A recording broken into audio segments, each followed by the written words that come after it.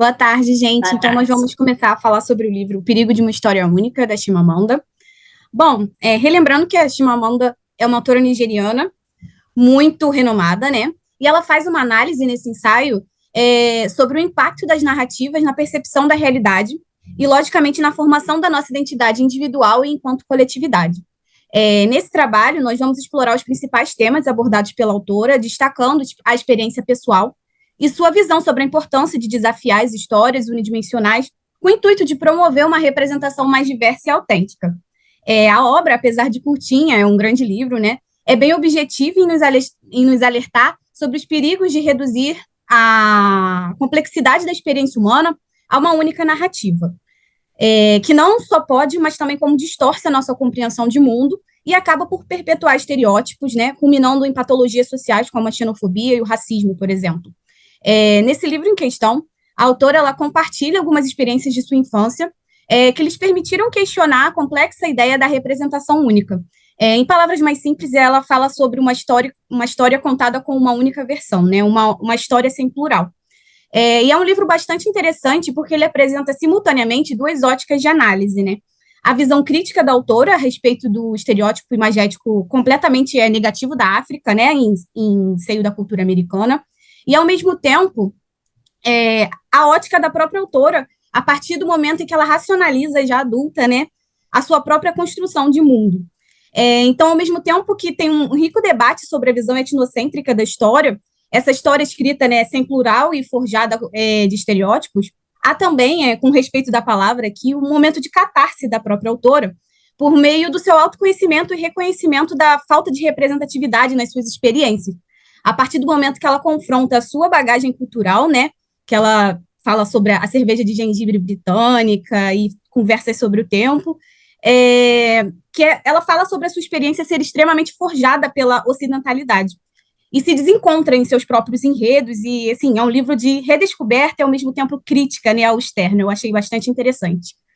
Mas isso será melhor trabalhado pelos meus colegas mais para frente. É interessante mencionar que essa reflexão ela ressoa não apenas no âmbito cultural, mas também no âmbito jurídico, né, no contexto jurídico, especialmente quando a gente considera a relevância do processo legal, do contraditório e da ampla defesa. E essa construção de estereótipos, ela é extremamente prejudicial para todo esse processo e extremamente prejudicial até quando reflete no próprio ordenamento jurídico, né? Então, meus colegas vão dar continuidade agora a esse trabalho. Então, acredito que agora eu vou fazer uma pequena apresentação da autora. É importante antes da gente ler, a gente saber quem a gente está lendo e em qual época escreveu e tudo mais. E ela, a autora, é nascida dia 15 de setembro de 77, em Enugu, na Nigéria. Desculpe, algumas palavras eu não sei exatamente a pronúncia, então se eu estiver equivocado, vocês me perdoem. Ela é filha de Grace e de James, ambos falantes de Igbo, um dialeto nigeriano, onde seu pai lecionava estatística na Universidade da Nigéria. Então a gente já percebe que ela tem o pai é professor universitário, então ela tem um acesso aparentemente deve ter um acesso à cultura e à educação desde jovem. Sua formação acadêmica começou no país de origem, onde completou o ensino médio e no colégio da universidade, seu pai lecionava, antes de se mudar para os Estados Unidos e prosseguir os estudos em comunicação na Ulster, Connecticut State University. Engraçado que as universidades americanas têm o nome de universidades estaduais, mas elas são privadas, né? Mas são um detalhe. Foi lá que ela começou a moldar a sua voz como escritora. Ela muda para lá aos 19 anos, né, com uma bolsa de estudo. Sua carreira literária decolou com o lançamento do seu primeiro romance, Hibisco Roxo, em 2003, que de cara já recebe uma grande... muito bem recebido pelo público, pela crítica, e recebe uma série de prêmios. O sucesso do seu primeiro romance foi seguido pelo seu segundo, chamado Meio Sol Amarelo, em 2006, que lhe rendeu ainda mais conhecimento, incluindo outros prêmios. Durante esse período, Também fez fellow na Universidade de Princeton e defendeu seu mestrado em estudos africanos pela Universidade de Yale. Ela se estabeleceu como uma voz predominante na literatura contemporânea, explorando questões de identidade, gênero, colonialismo e cultura africana. Seus escritos refletem suas próprias experiências como mulher nigeriana, enquanto ampliam perspectivas e desafiam estereótipos arraigados. Seu engajamento com essas questões vai além de sua obra literária, estendendo-se às suas palestras no TED, que acumulou milhões de visualizações na internet. É importante ver que a prática, a obra, enfim, né, as escritores andam juntos. Quem vai fazer a sequência agora de identidade e representatividade? Você, Wilson. Wilson? Oi. Na verdade, seria o Guilherme. Mas, então vai, Guilherme. Fala, galera, boa tarde. E, assim, para ser bem sincero, já tinha escutado o livro anteriormente, né, um audiobook e tal, e fiquei com a impressão de que parecia que ela estava me contando uma fofoca da vida e tal, assim, quando você senta com um amigo e ele te conta sobre a vida dele, sobre a infância, coisas desse tipo. E aí eu li o livro ontem e reforcei de novo essa perspectiva, que uma leitura assim bem interessante. E era uma virginiana também, igual a mim, então achei muito interessante esses pontos aí. Mas, deixando essa parte mais pessoal de lado, eu achei muito interessante essas perspectivas da identidade, como ela se propõe no decorrer do livro mudar a sua própria identidade e a sua perspectiva sobre as identidades de uma maneira cultural, etnográfica e até um limiar psicológico no que a gente entende de identidade e como a gente compreende as coisas e como a gente sente essas coisas, né? Eu acho uma perspectiva muito interessante também a forma com que ela trabalha o consumo no sentido da gente ser afetado por esse consumo. E ela diz que quando ela consumia bastante coisas sobre a imigração dos mexicanos para os Estados Unidos, ela acabava tendo uma perspectiva muito calcada nisso, né? Calcada que no sentido de o México ser um país muito ruim e, obviamente, essas pessoas terem que ir para os Estados Unidos justamente por causa desse problema. Então, essa proposta dela de trabalhar e de enxergar a si mesmo é muito interessante e, como o Gabriel disse, de você entender e compreender também a prática da autora junto com sua obra, né, intelectual. E quando ela tem esse contato, esse choque de culturas também, com essa amiga norte-americana dela, que ela chega falando inglês, a menina fica meio assustada, parecendo que tinha visto um monstro, né? Assim, como essa pessoa sabe inglês, meu Deus. E isso mostra muito também de como as pessoas nos veem, como a gente também vê as outras pessoas, né? E essa questão da diversidade, da pluralidade, é muito interessante que ela constitui de verdade um pensamento de que só através da diversidade e da pluralidade a gente consegue grandes ganhos e consegue aprender de maneira geral, de linhas gerais, nos desenvolvermos enquanto seres humanos e sociedade, né? E trazendo essa perspectiva mais para o direito, é o que o Wilson vai trabalhar, da ampla defesa, dos direitos básicos, entender que uma história ela não pode ser vista a partir de uma perspectiva só, né? E a Shimananda ela traz isso muito bem, assim, dentro das suas coisas, mais simples, né? Eu acho que isso também é algo muito louvável quando o autor trabalha um tema muito difícil de maneira simples. E ela diz que desde criança ela tinha essa perspectiva, né, acerca da cerveja com gosto de gengibre e de como ela se comportaria quando estivesse fora da Nigéria. E, de fato, o que mudou mesmo foi a prática, né? Como ela pôde praticar isso e como ela se propôs a praticar isso no contato com as outras pessoas, né? Então, essa diversidade, essa pluralidade de ideias é algo que ela trabalha o tempo todo dentro do livro e ela nos incentiva a fazer bastante isso.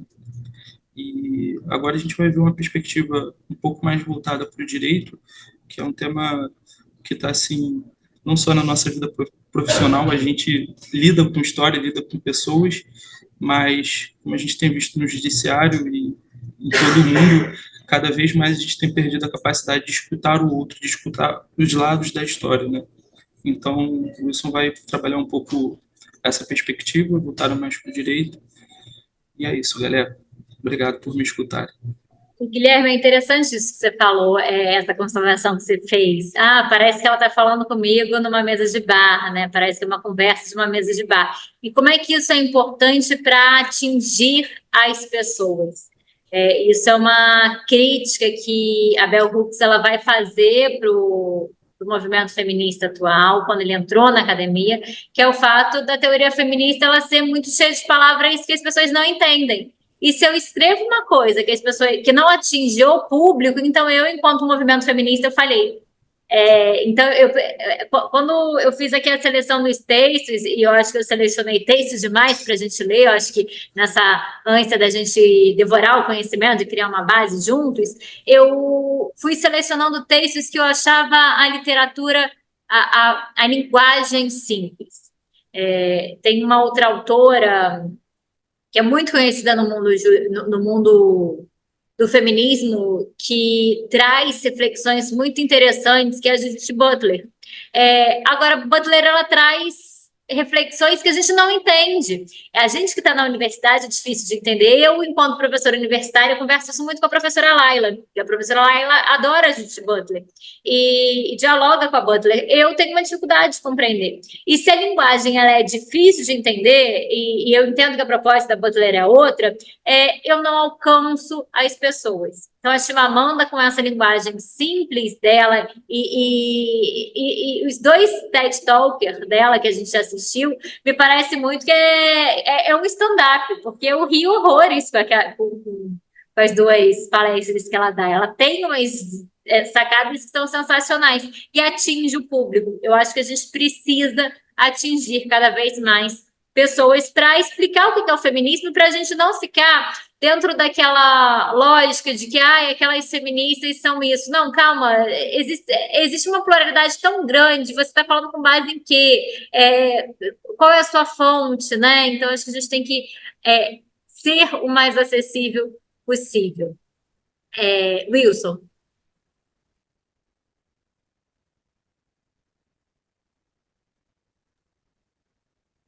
Tenho a impressão que o Wilson travou. Acho que ele travou mesmo. Peraí, deixa eu ver aqui no. Ele falou aqui comigo que travou, sim. Que bom, porque se não travou, ele tava dormindo, era pior. Não foi travado. Carinho. Acontece, né? Problemas técnicos sempre acontecem. Ele deve retornar daqui a pouco. Alguém quer fazer algum comentário sobre a palestra e o livro da Chimamanda? O que vocês acharam?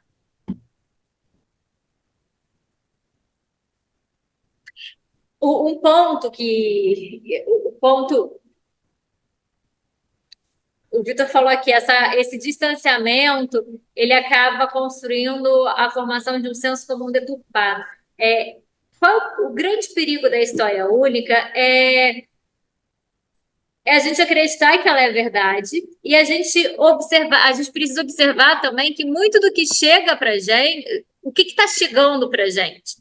E é isso que a Chimamanda, quando ela vai falar sobre os mexicanos, sobre a visão que ela tinha dos mexicanos, a história que ela escutava era só aquela. E o que chega para gente sobre diversas situações? O que a mídia está colocando, o que o jornal que a gente lê está colocando, qual a visão que a gente tem dessas situações. Então, se a gente não para analisar criticamente, buscar outras referências, a nossa visão vai ser sempre uma visão pautada no mainstream, pautada naquilo que é padronizado e que é trazido por pessoas específicas. Porque quem é que está liderando a pauta do, sei lá, do Jornal Nacional? Quem é que está liderando a pauta dos jornais que nós temos hoje? A gente tem ali pessoas específicas que coordenam essas pautas e que trazem as suas próprias visões de mundo. Então, a pluralidade é muito importante para a gente reconhecer a existência do diferente, reconhecer a existência de outras perspectivas. O Vitor falou aqui também que não é as pessoas. Não é que as pessoas não falam no feminismo, mas elas falam a partir de estereótipos que muitas vezes são reforçados pela mídia. Algo que tem sido abordado nas leituras. O papel da grande mídia é escolher as pautas feministas que são mais urgentes e as que não são. Então, as que fazem mais sentido e as que não fazem. As que fazem mais sentido para eles. O que eles querem satisfazer, o que vai tirar menos privilégios. Porque, gente, isso a gente tem que ter muito claro. Às vezes eu escuto pessoas me dizerem, eu entendo que é importante esses movimentos sociais, mas daqui a pouco o homem branco não vai ter nada. Não, daqui a pouco o homem branco não vai ter privilégio. Daqui a pouco o homem branco ele vai ter direitos, tal como o restante da sociedade. Quando eu estou querendo buscar pelos meus direitos, se eu estou querendo buscar por um direito que não é satisfeito, é porque alguém tem privilégio.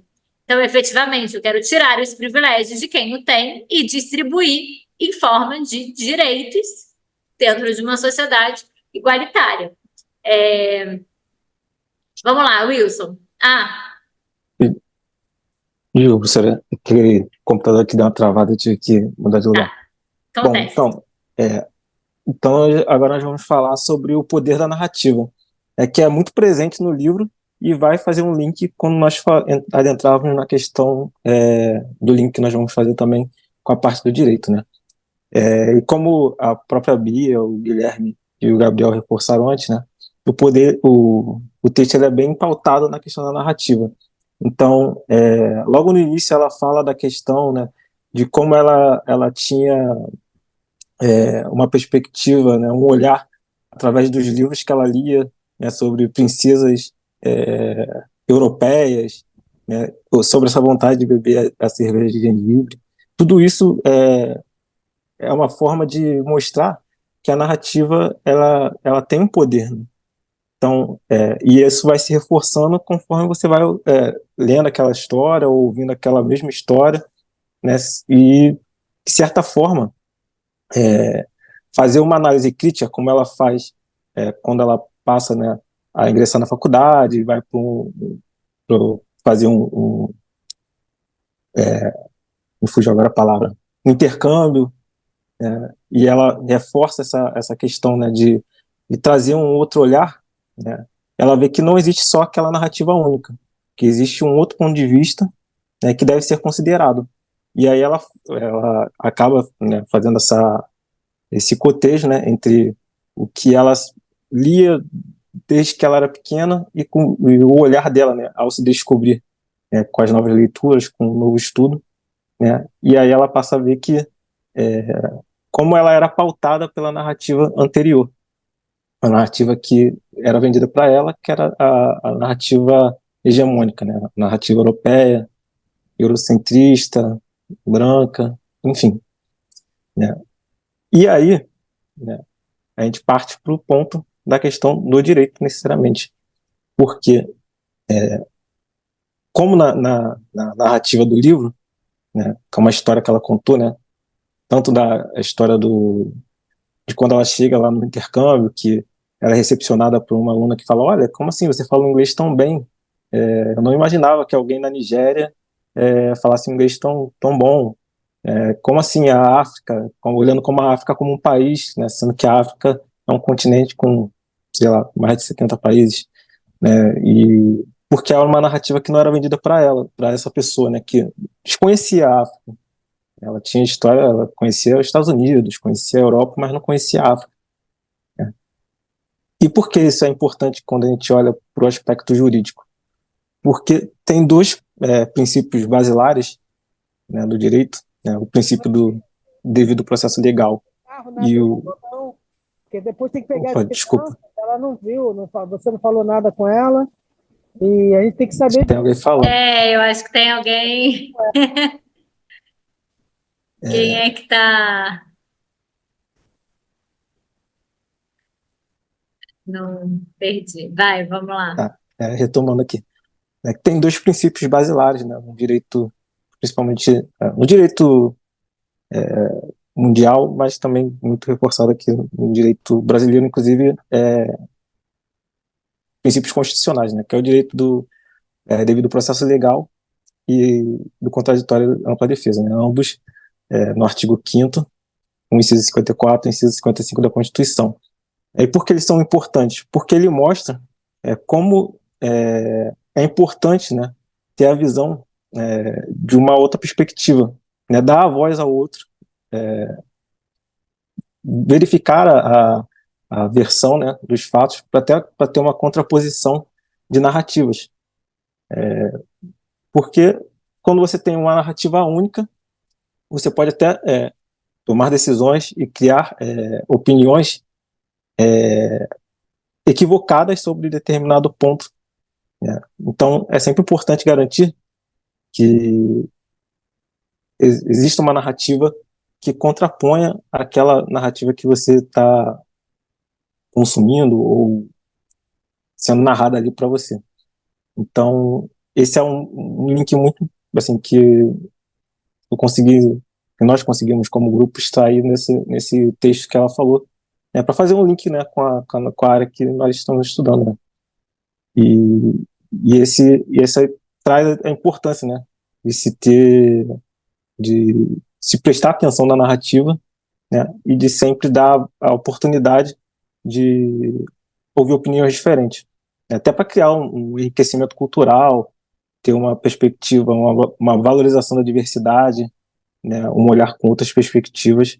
Então, era mais ou menos isso que a gente queria abordar nessa questão do poder da narrativa, né, e desse link, né, com o direito propriamente dito. Muito bem, grupo. E aí, o que que é importante a gente observar, gente? O que que a gente vai fazer a partir de agora? Identificar como é que as nossas aulas a partir de agora, elas vão sempre retomar essas ondas feministas. Elas vão sempre retomar essa história oficial do feminismo. E o cronograma que eu fiz foi montado com base nisso. A gente vai conversar sobre direito à educação, direito ao trabalho, direito ao voto, pela perspectiva agora das mulheres negras. A gente vai analisar a questão do direito ao aborto pela perspectiva das mulheres negras.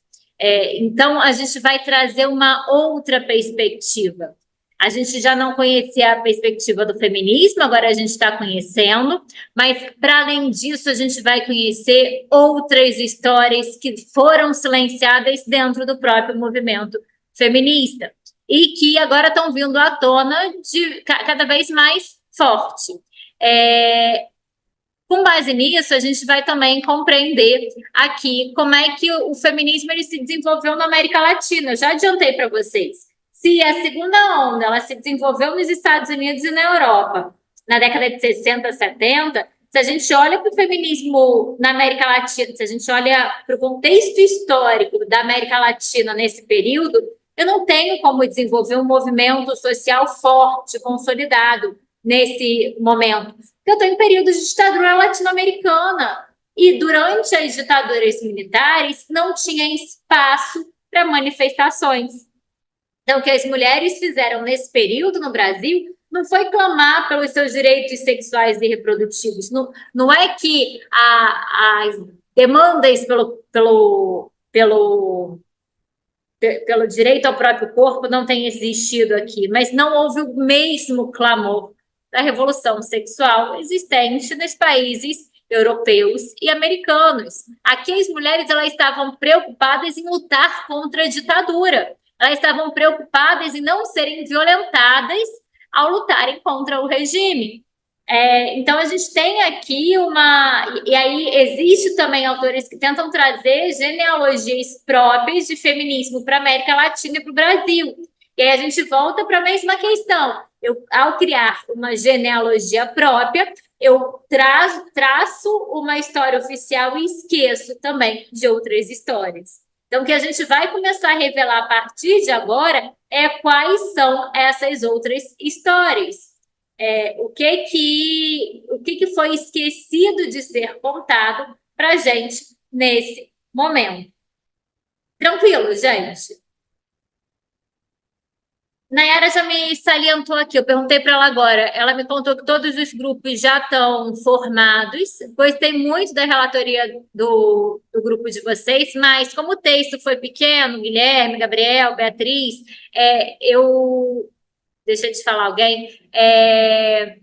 Eu queria que vocês participassem de outra relatoria também, porque o texto da Chimamanda foi muito pequenininho, então, se for para, comparativamente, seria uma questão meio injusta de outras pessoas pegarem textos maiores. Então, vou querer que vocês escolham também uma outra relatoria para vocês participarem. E semana que vem a gente vai dar sequência a esse nosso debate. Eu queria saber se alguém quer trazer alguma outra colocação, porque o nosso encontro de hoje ele foi muito focado na minha fala. Eu acabei falando demais, porque eu trouxe aqui uma apresentação para vocês de uma pesquisa que eu já realizei antes, de um livro que eu publiquei. E aí, gente, quem não leu, baixe o livro ele está gratuito na sua versão digital, que é a única versão que eu quero manter na Amazon, porque imprimir livros físicos pela Amazon tá exorbitante, é muito caro, então eu estou querendo manter só a versão física, e ele está gratuito até sábado. Eu queria muito também escutar de vocês o que vocês acharam do livro. Mas como que não conseguiu, Gabriela? Gabriela está me dizendo aqui que não conseguiu baixar a versão gratuita. Quando vocês entram lá vocês precisam primeiro, o que vocês precisam para baixar a versão gratuita? Tem que ter uma conta na Amazon. Então, crie a sua conta na Amazon. E aí vocês vão ir para... Ainda está vinculado, eu já pedi para desvincular, mas vocês vão pedir para vocês vão pedir para comprar a versão digital, a versão em e-book. E aí, quando você pede para comprar a versão em e-book, vou abrir aqui, quando vocês pedem para comprar a versão em e-book,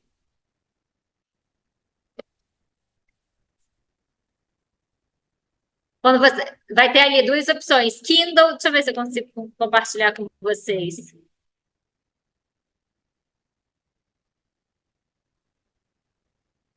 Aqui, vocês baixam aqui, vai ter duas opções. Essa da capa comum eu estou querendo tirar, porque o valor de preço da impressão da Amazon a Amazon ela não imprime no Brasil, ela só imprime fora do Brasil. Então, eu estou querendo retirar esse livro físico daqui. Então, para comprar, vocês vão na versão Kindle. E aí, a versão Kindle, vocês podem descer aqui. É porque já está aqui. O meu já está aqui, já está logado. Vai ter uma opção aqui, o meu tá Leia ou Agora, vai ter uma opção aqui, comprar. E aí você vai comprar gratuitamente, porque a versão tá R$0 para comprar agora. E aí testem qualquer coisa, sinalizem para a Nayara que a gente pode tentar ajudar vocês a fazerem esse download. E depois, não sei se todo mundo conseguiu ler, mas quem não conseguiu, leia e depois me dê um feedback. Para mim, esse retorno de vocês é muito importante para eu melhorar o livro, para eu trazer acréscimos de informações. Então, que vocês puderem me trazer enquanto sugestões e análise, eu vou gostar bastante. Tranquilo?